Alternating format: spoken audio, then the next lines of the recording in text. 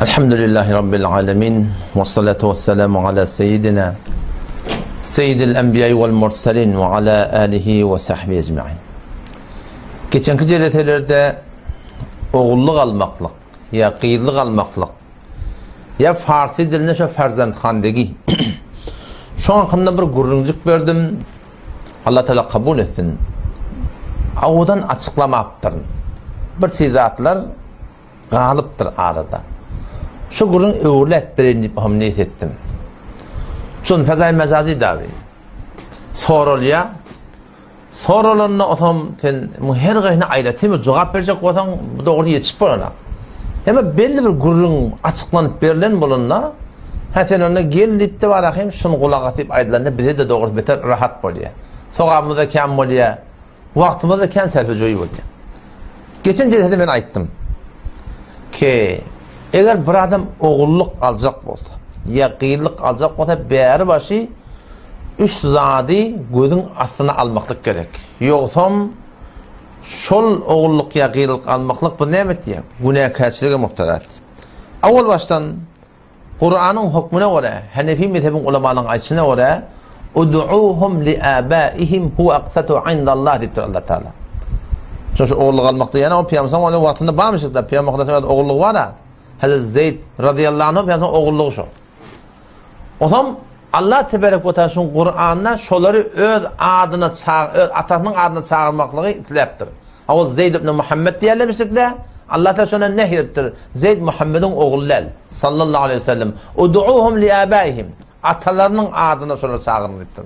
O zaman şu da bir adam oğulluk ya qiyillik alanlar ne etmem oluyor?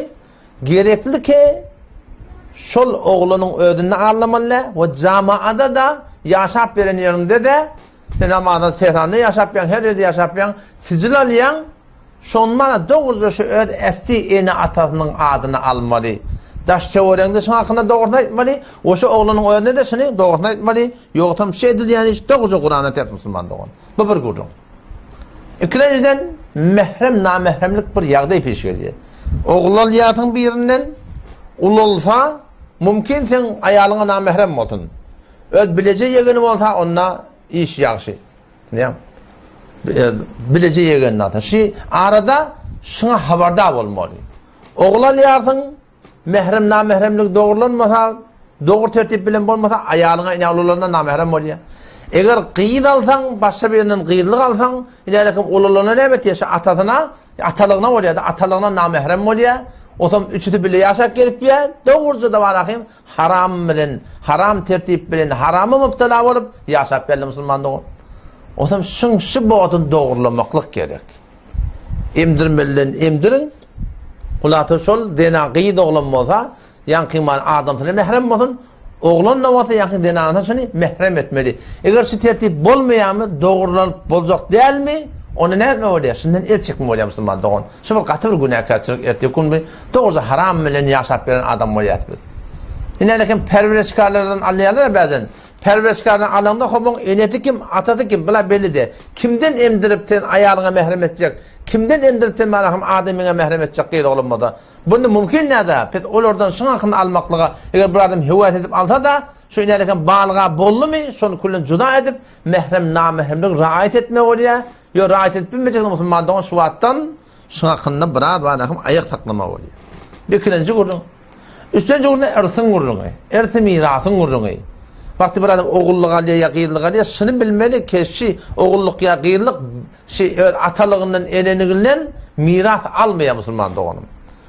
Yani şundan şeriatın hükmüne olsun Huday Teala Kur'an'na kime vermek belli de koyuptu da. Şimdi gelip sen bu tada bu da ben oğulluğum da deyip oğulluğuna mirasını salacak olsan doğru Kur'an'a karşı duran adam oluyorsun.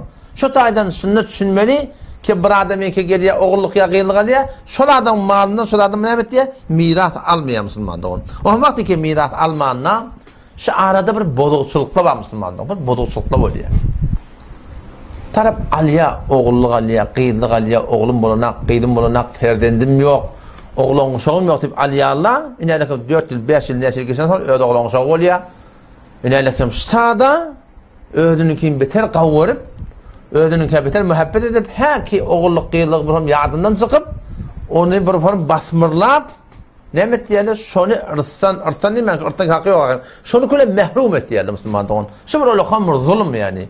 Tenike yımlık kazık oğlanı enen asli enenin muhabbetinden, çın enenin muhabbetinden, çın atanın muhabbetinden ten onu mehrum edip ten gelip alqaytın men ekleyecek men takkacak men öz bağlamayan taklar men söz veriptir nämi? Peygamberimiz sözün imanı deyiptir.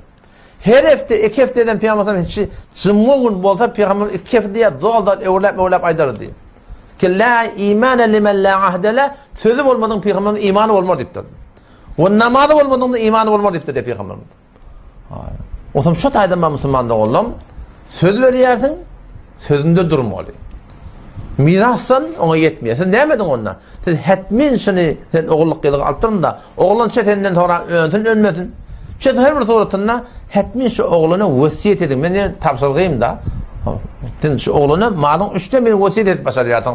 Ölmeden önce şimdi malın 3'te 1'ini kime vermeli? Şu oğluna verin. O kalan tema enine yeter, atağına yeter, doğanına yeter Müslüman'da. Yok. O suratında manahim bolmasa vasiyet etmeyecek olan şu attan son adını burdat edin ki oğlun manahim perişan bolmasın yani. Şu bağım bir ulukham bir soram naratsızlıkla dörüye. Ve rücuvet yerler var da benim yanımda geliyorlar var meşele enematam esiyenen falani suratında bu hükümün gözlemeyen yerler, idemeyen yerler deyip katır manahim suratında naratsızlık buluyor Müslüman doğan. O bununla bileyli o da her kim başka bir doğanlı ya gıyır doğanlı başka bir yerine veriliptir. Şu da yardımında bolsun ki ertesi gün son asli doğrun eneti atası ayrılsa şol oğlunluktan evet diye bir asli enetatına ne yapma oluyor? Miras almalı oluyor. O zaman şu daydan şizatları avvalan aytmaklık gerek.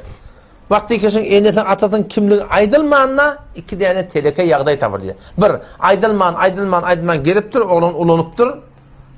16 yaş, 17 yaş, şahı şemşat, cavan oluptur. Mı ten hakiki enin atan kimliği aydılmaptır. Öz ayarlığında ortadan aşık oluptur. Men alacak deyipti.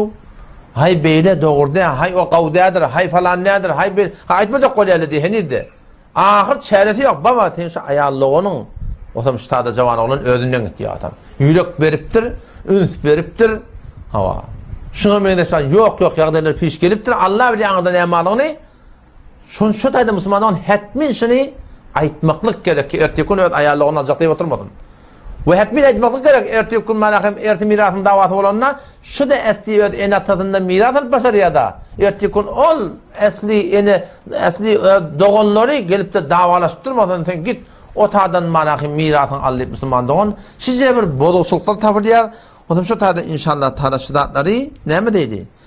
Haberdar olaydı. Şeriat ve amel edeydi. Din yerler Müslüman doğan din yerler kanunu zindagi. Yaşayışın kanunu şu. Şu an rahnamayırandaki maşin binecek olsan, maşin tutacak olsan kanunu var değil mi? Uçacak tutacak olsan kanunu var, taymul tutacak olsan kanunu var. Eşek de binecek olsan şu bir toğanını bilmez, sağını bilmezler ödünün düzgünü var. Palanlı bir belli bir bekleme tertibi var, atmayacak olsan ödünün düzgünü var. Şu dünyada da insan olup yaşayacak olsan düzgünü var. O ne mi din? Şu dine oraya yaşatan, sen için hudaylıkla benimle olup dünyanın ahiretini abat bulacak.